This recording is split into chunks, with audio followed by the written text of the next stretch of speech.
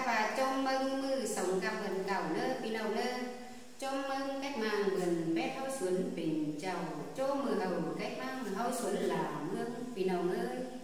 muôn chôm nơ muôn chôm sườn tướng tên buồn mà hâu nơ pi đầu ngã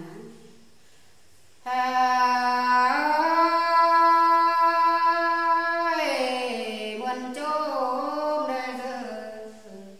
chôm cách mang gần bé thâu xuân bình chầu đi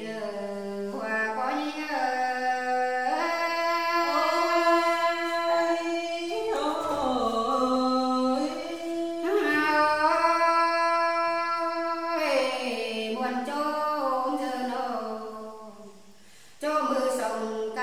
cầu hâu xuân là mương đến hòa có những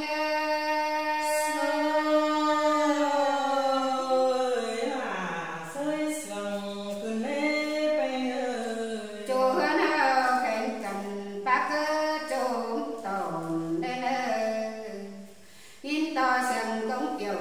sân công sẽ ba chỗ chiềng cần đi hòa có những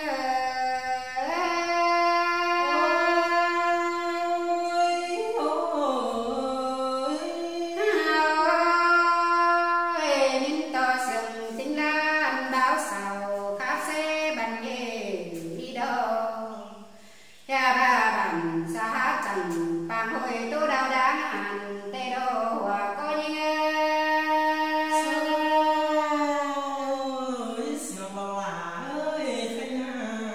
lôn đau bằng sức tay gặp ngưng hao chầu năn nê ơn to hô của chầu kén tay tê đàn cái hàn tê na hòa có những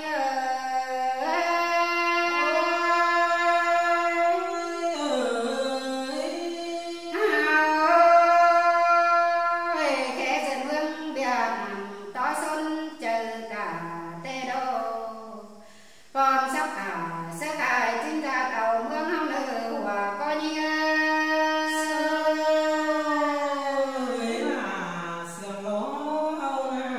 cắm hầu quen xuân là hoạt mơ háo chầu đê nơ